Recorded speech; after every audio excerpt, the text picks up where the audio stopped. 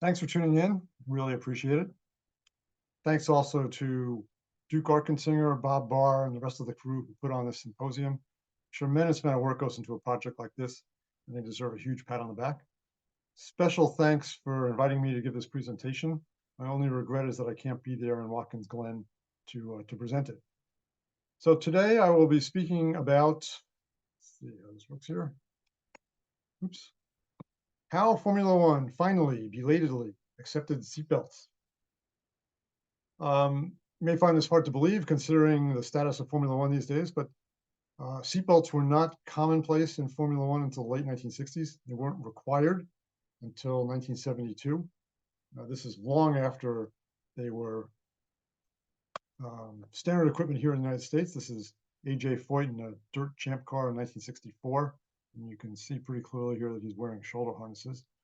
And in fact, in 1968, seatbelts were required in all American passenger cars, yet they were not in almost any Formula One cars at the time. And there's a strange story behind this, which I'm going to tell here today. I think most people would agree that these days, Formula One is considered the pinnacle of motorsports. It's the most expensive form of racing.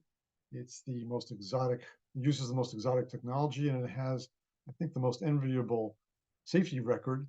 Since 1994, only one driver has been killed in a Formula One race, and this is largely because of the safety protocols and technology that the FIA has adopted, and they deserve a lot of credit for making racing an incredibly safe sport. This was not always the case. If you go back to the 50s, 60s, and into the 70s, Formula One cars were among the most lethal vehicles on the planet. Emerson Fittipaldi once told me, one time I had a 1 in 3 chance of dying. Now, Emerson was a two-time world champion, two-time IndyCar champion, Indy 500 winner, very charismatic figure. When he told me this, I thought he was exaggerating, to be honest, but I went back and looked at the records, and in his fourth Formula One race at Monza in 1970, 27 drivers participated in practice. 9 of them later died in race cars. Now, it's true they didn't all die in Formula One cars, but if you look at the years 1964 to 1973, and that's the period that I'm studying, 10 drivers died in Formula One races in that 10-year period. So a pretty appalling safety record. Some of you may recall Peter Bryant. I think he spoke here on occasion, best known for designing and building Can-Am cars, but earlier in his career, he worked, this is in the mid-60s, worked on Formula One cars and worked in Indy cars. And of that experience, he said, compared with the contemporary Indy cars, the F1 cars were death traps. Bobby Unser, 3-time IndyCar champion, Indy 500 winner, that is, was even more scathing in his assessment. Based on his experience driving a BRM in the Canadian Grand Prix in 1968, he said, in those days, Formula One was way behind IndyCar racing, way behind. Their technologies weren't up with ours. Safety was, I venture to say, 10 years behind in those days. They used to kill drivers like popcorn.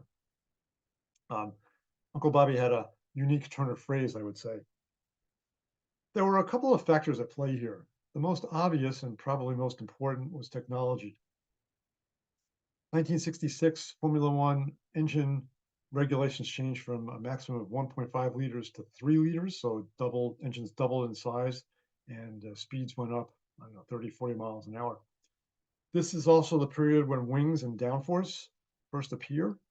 There was also a tire war going on between Firestone, Goodyear, and Dunlop, and during war, that's when technology advances exponentially. And so it was with tires. Tires became much wider, they became lower profile, they were much stickier. This is when the slick tire, the treadless tire, was invented, at least for road racing. So cornering speeds went up dramatically, and corners are, of course, where the most serious accidents occur. And you have to remember that in this period, the road courses in Europe were largely just that. They were road courses. So runoff areas had things like trees and telephone poles, sometimes farmhouses and barns. I mean, things you did not want to hit at high speed. And when you did hit them, the results were often fatal. Second factor in explaining this appalling safety record was the attitudes of the era. Yes, when a driver was killed, there was naturally a period of mourning and grief, but the general consensus at the time was that this came with the territory and it was sort of the cost of doing business. You have to remember that 1960s are only one generation removed from World War II, a global conflict in which something like 50 million people died, many of them civilians. So when a young man who was doing something voluntarily without a gun being put to his head, doing something, in fact, that a lot of the fans wish they were doing themselves, when he was killed in a race car, yes, there was people were sad, but it didn't spark outrage the way it would do now. Another factor is that uh, in those days, danger was considered part and parcel of the sport. It was or the appeal of the sport. It was what made the sport special and distinguished it from stick and ball sports like baseball, football, and basketball. This was a philosophy that was adopted not just by fans and journalists, but by many of the drivers themselves. So you have to that needs to be accounted for. Third factor was politics. In those days, the hierarchy of racing was very strictly delineated.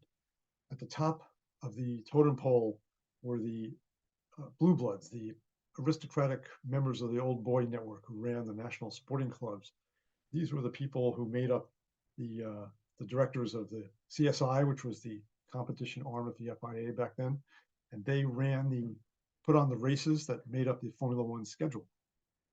The middle class was represented by constructors and vendors, guys like Mike Hewlin and Colin Chapman, and they were, the equivalent of the shopkeepers, the small shopkeepers or entrepreneurs of the day. Clever guys, to be sure, but involved in the grubby endeavor of making a living. The drivers were a level below them, and they were analogous, I guess, to plumbers and electricians. They were people with special skills, and they were compensated for them. In the case of superstars like Sterling Moss and Jimmy Clark, they were compensated very well. But by and large, they were considered to be interchangeable cogs in the machine. And when it came to safety, the aristocrats who ran the sport didn't see a moral case for safety. And as a practical matter, they realized it would cost a small fortune, well, actually a large fortune, to line racetracks with miles of guardrails, to hire, to equip and train firefighters, and to hire medical staff and outfit hospitals. I mean, this would cost a lot of money, and there wasn't a lot of money in racing in those days. There's no real big time sponsorship. This is before lucrative television contracts, so the money was going to come out of their pockets, and they had no intention of spending it to keep a couple of drivers from getting killed. The constructors didn't object to safety per se, but for them, as a practical matter, making cars safer would take time, it would cost money, probably add weight. Added weight means slower lap times, and slower lap times is exactly what you don't want if you're a constructor. So as far as they were concerned, the only way they were going to implement any sort of safety upgrades into their cars is if it was required by the regulations. The only group with a vested interest in safety were the drivers, and they were the ones that had no leverage, and so nothing really happened on that front. This can be seen very clearly in the rules that the FIA promulgated regarding safety during this period. I mean, they're so measly as to be almost non-existent. A couple of red letter dates. And so 1952, helmets are required. Good thing. The problem is the only helmets into the 60s, that is, were there's glorified paper mache, which had been designed originally for British colonial administrators, and then there were sort of the cork helmets that had been designed for polo players. Phil Hill once said about his helmet that he called his helmet a cardboard hat. The point being that it really didn't do much to protect the driver from head injuries in the case of an accident. 1961, the FIA required roll bars. What they didn't do was require roll bars that were tall enough or robust enough to actually protect the driver in the case of a rollover accident. Pocketful stories about guys making roll bars out of wood and painting them to look like metal. And it's said that Colin Chapman told his mechanics never to push a car around the paddock by the roll bar. The point being that they were so flimsy as to really not be worth kind of what they weighed. 1963, the FIA required fire retardant uniforms. And again, this sounds like another step in the right direction, except for the inconvenient fact that the Nomex wasn't yet commercially available, and there was no fire retardant material out there for drivers to use. Well, there was actually an aluminized things that firefighters were wearing, but this was not practical for drivers. So they wore the normal cotton uniforms, and what they would do is they would soak it in a solution of boric acid, which supposedly added a couple of seconds of flame protection. Basically, these suits were as valuable in a fire as the helmets were in the case of a crash. And in 1964, the FIA promulgated regulations governing the installation of seatbelts. Again, a good thing. Unfortunately, what they didn't do was require seatbelts. So as a result, nobody installed seatbelts. In fact, the first team to show up with seatbelts was the Scarab operation out of Southern California. This was an all-American team. And the reason why they had seatbelts is they drew their inspiration from, not from Formula One, but from Indy cars, where everyone was already using seatbelts. I think you can see here this photo of Lance Reventlow, that he's wearing a shoulder harness. And again, that's basically based on IndyCar technology, not Formula One. Scarabs looked beautiful, but they were dog slow. And when they debuted at Monaco, they were so far off the pace that Reventlow asked Sterling Moss if he would take a spin in the car and see if he could figure out what the problem was. Moss agreed, and he gets over to the car, he looks in the cockpit, sees the seatbelts, and what does he do? Doesn't put them on, he sits on top of them, and he goes down. And this was very much par for the course back in the day, in Formula One, that is. Now, it isn't as if people didn't understand what seatbelts were. They'd been around supposedly since the middle of the 19th century when they were used on gliders. And in 1911, when the Wright brothers delivered one of their first airplanes to the US Army, it was equipped with a leather restraint. By 1928, all American planes had to be equipped with seatbelts. And during World War II, all American combat pilots wore 4-point harnesses, so 2 lap belts, 2 shoulder belts. Took a little while for seatbelts to get to the car world. Nash was the first manufacturer to offer seatbelts as an option. This is 1949. And in 1951, seatbelts became available as an aftermarket item. But the real red letter date for seatbelts is 1959, and that's when Niels Boland, who was the chief safety engineer at Volvo, patented the 3-point seatbelt. This almost immediately became the industry standard, and in 1968, 3-point seatbelts were required on all American passenger cars. Racers took a little longer to get with the program, so to speak. Supposedly, Barney Oldfield put seatbelts on a race car in 1922. That's what I read. Can't really find any confirmation of that. And by that point, Barney would have been pretty old and long in the tooth, so I'm not sure what sort of race car he would have been racing back then. But after World War II, seatbelts became commonplace. War surplus harnesses were available, and they were bought up and used by drivers in Indy cars and sprint cars, midgets, stock cars, dragsters. 1954, the SCCA required seatbelts in all of its cars competing in races, and that included even the puniest Sprites and Crosley hotshots. So by the 1960s, basically every serious driver in the United States would be using a seatbelt.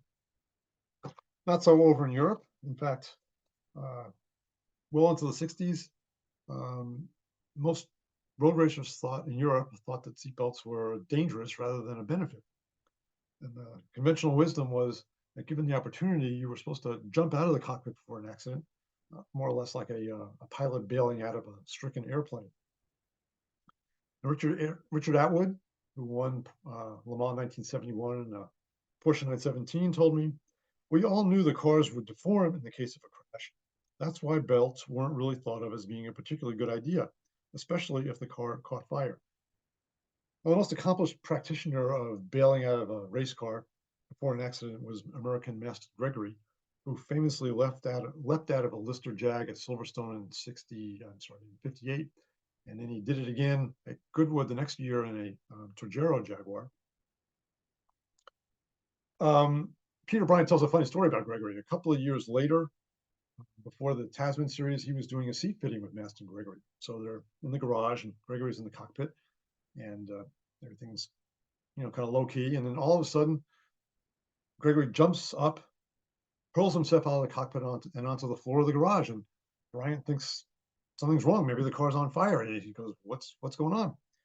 And Gregory calmly stuck a stick of red licorice in his mouth and drawled, "Don't worry, I always check out the escape route when I drive a different car." Now, as you might imagine, a lot of unbelted drivers flew out of their cars, usually unintentionally, over in Europe. Probably the most famous incident is this one. You may have seen this photo, a pretty well-known photo of Hans Hermann watching his BRM barrel roll at Avus after he's been ejected from the cockpit. Um, Now, fortunately, Hermann wasn't hurt in this accident, but this was very much the exception rather than the rule. Moss learned this lesson the hard way a couple of months after testing the Scarab at Monaco, when he was thrown out of the cockpit of his Lotus at Spa, grievously injured. At Rennes in 1964, Team Lotus driver Peter Rundell's career ended when he was thrown out of the cockpit, and Jean-Pierre Beltois suffered permanent injuries to his left arm. 1965, um, John Surtees, motorcycle champion, broke his pelvis and several other bones when he was half thrown out of the cockpit of his Lola T70 at Mosport. He wasn't wearing a seatbelt. And Lucky Kastner, who wasn't wearing a seatbelt, was killed a couple of months later during the Le Mans test. Kastner was actually driving a Maserati coupe, so he was thrown out of the cockpit of a closed cockpit car, which gives you some idea of the forces that were involved in these crashes. The stories of how seatbelts finally came to Formula One has rarely been told, and it stars an unlikely and largely unknown hero in the name of a young British physician, Dr. Michael Henderson. Henderson was he was a hardcore racing fan. While he was in medical school, he worked as a track announcer, and he wrote freelance articles for car magazines. In 1960, he managed to go club racing in a Lotus 7 that he cadged out of Colin Chapman. When he earned his medical degree, he went to work for the Royal Air Force in the study in aviation medicine area. And when he started doing that, he made a surprising discovery. He realized that the aviation industry had been studying high-speed accidents for decades. And in fact, they had all sorts of protocols for how to minimize accidents that resulted from high-speed crashes.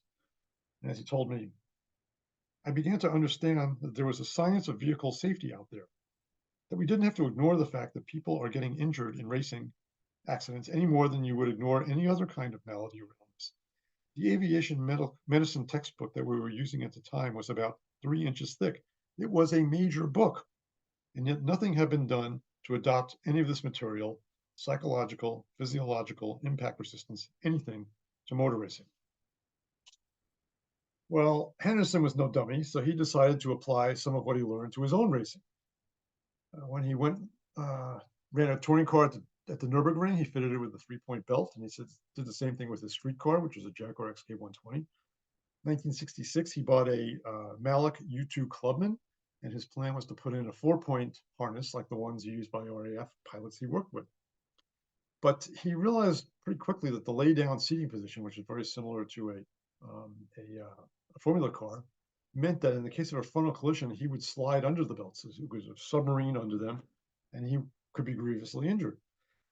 So as fate would have it, he had trained as a parachuter, and it struck him that the crotch restraint in a military parachute might be able to be adapted, to a 4-point harness to provide anti-submarine protection. So he went to a company called Britax, which was then in the seatbelt business. It's now in the car seat business.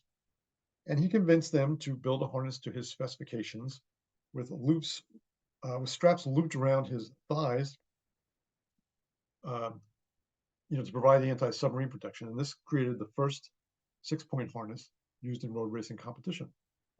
Here it is. And this is Henderson himself. Angels should have been singing and trumpets blaring. Instead, there was silence. So to drum up some publicity, Henderson wrote a couple of articles, and these generated nothing more than polite indifference. So he now embarked on Plan C. And he contacted various British racing organizations, and he persuaded them to agree to send him information on all the accidents that occurred in the upcoming season. His idea was to collect all this data, kind of crunch it, and then write a book about his findings. That's exactly what he did.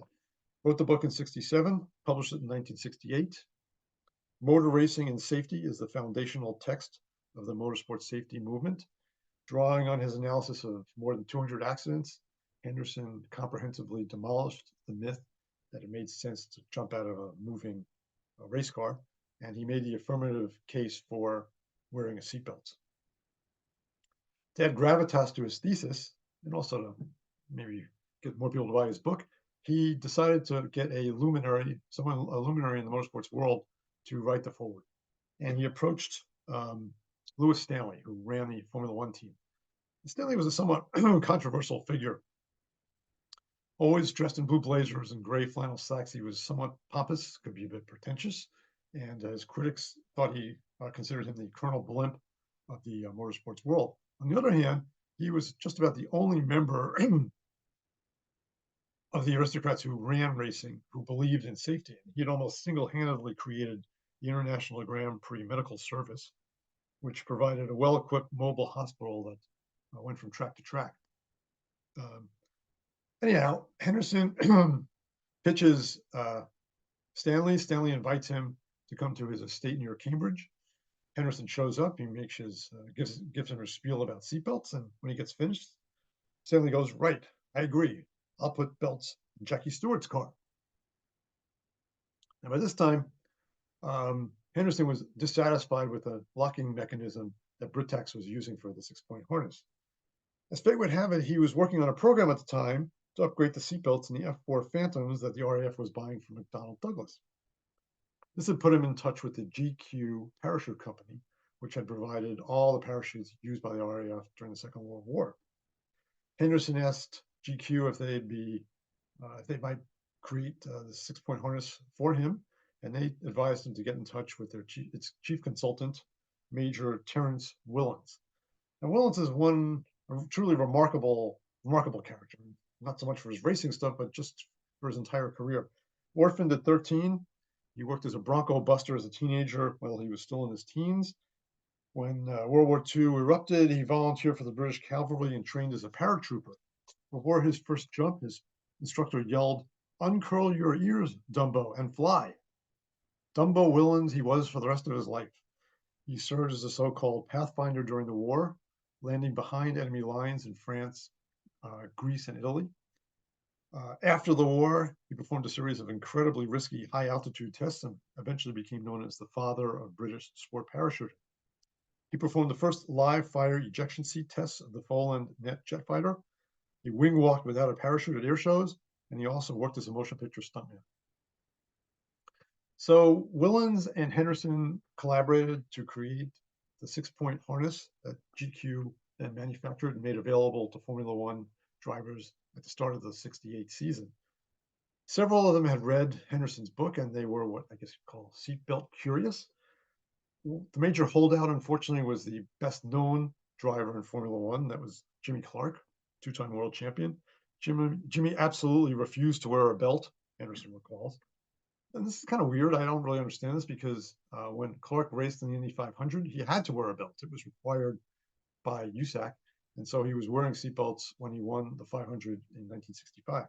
But he refused to put them in his Formula One car, and he wasn't wearing them in the Formula Two car. He was racing in Hockenheim on April 7th, 1968. This was a dreadful, dreary weekend. It was rainy. Clark's car, his Lotus, had a misfire. He was running mid-pack early in the race. His tire deflated, got into a terrible tank slapper, couldn't control it. Car hit the tree at high speed. He was thrown out of the cockpit. His head slammed against the trunk of the tree about 10 to 12 feet up, killed instantly.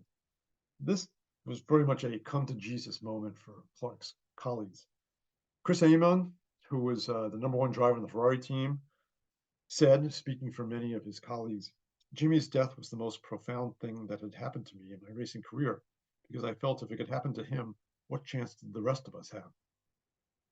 Now, I have to confess, I don't think seatbelts would have saved Jimmy Clark at Hockenheim. The accident was just too violent. But on the other hand, there wasn't much, drivers didn't have access to any other sort of driver equipment. I mean, it was either seatbelts or was nothing. So during the course of the 68 season, most drivers adopted and started wearing seatbelts. And as Henderson told me, it confirmed my belief that human beings are sentient creatures.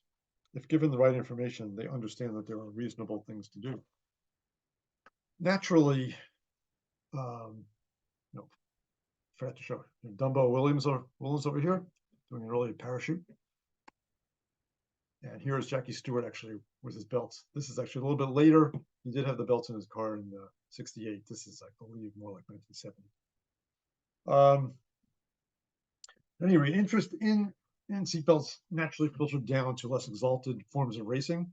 John Fenning was an early convert. He had been one of the more successful British Formula 3 drivers early in the 60s before retiring.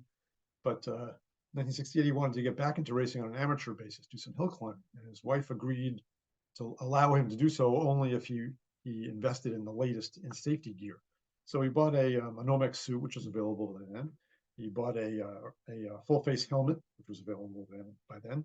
And he wanted to buy some seatbelts, but it wasn't like you could go to Pegasus or your local race shop and pick up a pair of racing belts. They weren't available. So the only guy he knew who was wearing seatbelts was his old F3 rival, Jackie Stewart. So Fenning called BRM, found out who his supplier was. They put him in touch with GQ, and GQ put him in touch with Dumbo Willans.